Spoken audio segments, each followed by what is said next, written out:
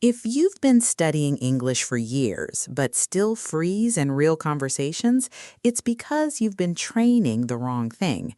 Reading, translation, grammar drills, all of that builds knowledge you can use when you're sitting quietly with time to think. It does almost nothing for the moment someone asks you a question and expects an answer in 3 seconds. This routine trains that 3-second window, 10 minutes every morning. And the most important part has nothing to do with grammar, nothing to do with vocabulary, and nothing to do with any app you've tried before. Hey, my name is Becca, and I help English learners improve their English speaking skills without living abroad, memorizing grammar rules, and taking expensive classes. I want you to picture two learners, same level, both B1, both frustrated, both convinced that the reason they can't speak is that they haven't studied enough yet. Learner A studies grammar for 1 hour every Sunday. Textbook open, notes written, rules reviewed. Learner B does 10 minutes every single morning. That's it. After 30 days, who speaks better? We both know what the answer is going to be. So here's what most people get wrong about fluency. They think the problem is knowledge. They think if they could just learn more words, memorize more rules, finish more lessons, something would finally click.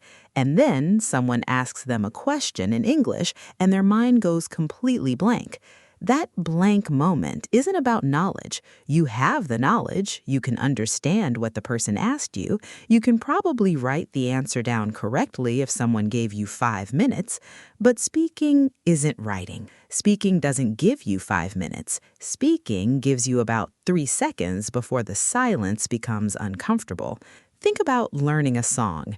If you wanted to actually learn a song, you wouldn't read the lyrics once and put the paper down. You'd listen on repeat. You'd hum it in the shower. You'd sing it badly until one day it just came out naturally. That's how your brain actually learns English, through repeated, meaningful exposure. You can't memorize your way to fluency the same way you can't memorize your way to being able to sing. Researchers who study how the brain acquires language have found something important.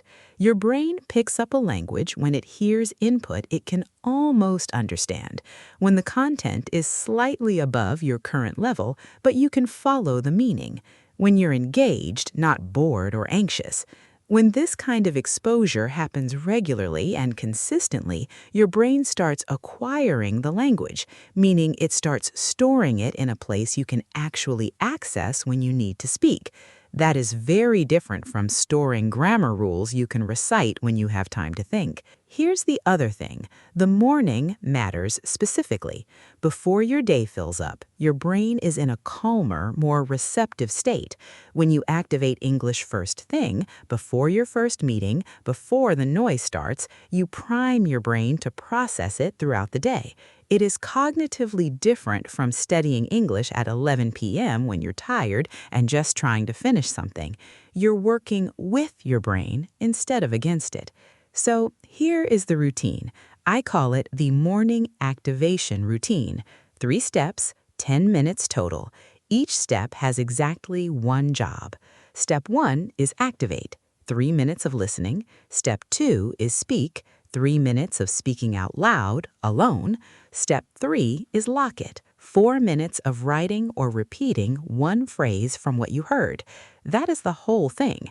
And before I walk you through each step, I want to tell you about something free that will help you actually do this. I made a free guide called the 7-Day Fluency Switch Challenge. Every day for 7 days, you get one 30-minute exercise you do completely alone. You don't need a speaking partner. You don't need a class. By day 7, you record yourself speaking and compare it to day 1. The difference shows you what 7 days of the right kind of practice actually does.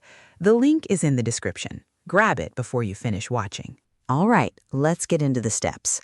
Step 1 is activate, and that includes 3 minutes of listening. Open YouTube, open a podcast, open one of my videos if you want. The most important part is that you pick something that interests you and that you can mostly understand without stopping every 10 seconds. And then just listen. You're not studying, you're not pausing to look up words. You're letting English come in naturally, the way your brain is actually designed to absorb it. If you want to push this further, try shadowing. That means you play the audio and you speak along at the same time, a little bit behind, like an echo. You don't have to catch every word. You don't have to be perfect. You're training your ear and your mouth to work together. That coordination is something you can only build by doing it, and most learners never do. 3 minutes, one clip. Don't overthink what to pick. A clip that bores you teaches you nothing. Pick something you actually want to listen to. Step 2 is to speak, and it's basically 3 minutes of self-talk. This is the step most people skip, and it is the most important one. You are going to speak English out loud, alone, about anything. Describe what you're doing. I'm making coffee. The kitchen is cold this morning. I have a meeting at 10 and I'm not looking forward to it. Narrate your morning like you're explaining it to someone who can't see you. Or take something from what you just listened to and retell it in your own words. I already know what some of you are thinking, that it feels strange, weird, like something only strange people do. But let me be honest with you.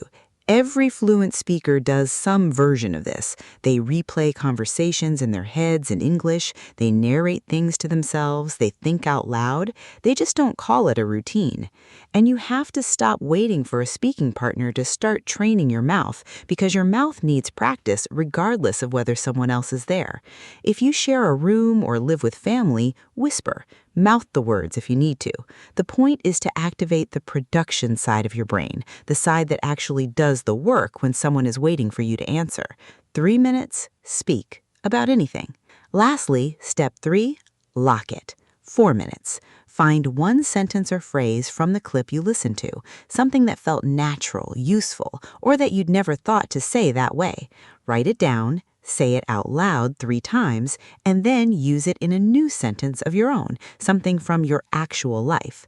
So if you heard, "I wasn't expecting that," you write it, you say it 3 times, and then you make it yours. "I wasn't expecting my dad to ask me that question." That's it. You're taking a phrase from short-term processing and starting to move it somewhere your brain can reach for it when you're actually speaking. That's the full routine. 10 minutes.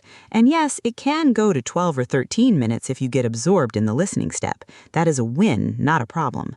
Back to those 2 English learners we talked about in the beginning of the video.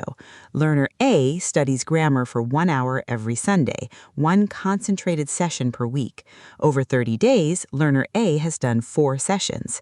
Learner B does this 10-minute routine every morning for 30 days. Learner B has had 30 activation sessions. Research on habit formation is clear on this. Short, daily practice builds automatic responses far faster than occasional long sessions. Your brain doesn't build fluency in big, intense moments. It builds fluency through small, consistent exposure over time. The 10-minute frame isn't a shortcut. The daily repetition is the actual point. Here's another number I want you to sit with. Roughly 80% of people who go through formal English language classes never become actual speakers.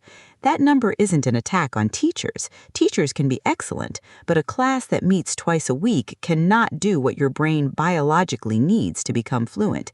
It cannot give you daily activation. It cannot train your 3-second response window. It can teach you rules, and rules are not the same as English fluency. One last thing. There will be days, maybe weeks, where this feels like it isn't working. You will be listening, you will be speaking, and nothing will feel different. That is a normal part of any language acquisition. The changes are happening underneath in a way you can't measure yet. Most people quit exactly during that period and miss the results that were about to arrive. The people who keep going past that wall are the ones who get to the other side of it. Before you close this video, decide when tomorrow morning you're going to do step 1. Just step 1, 3 minutes of listening. That's your only job tomorrow.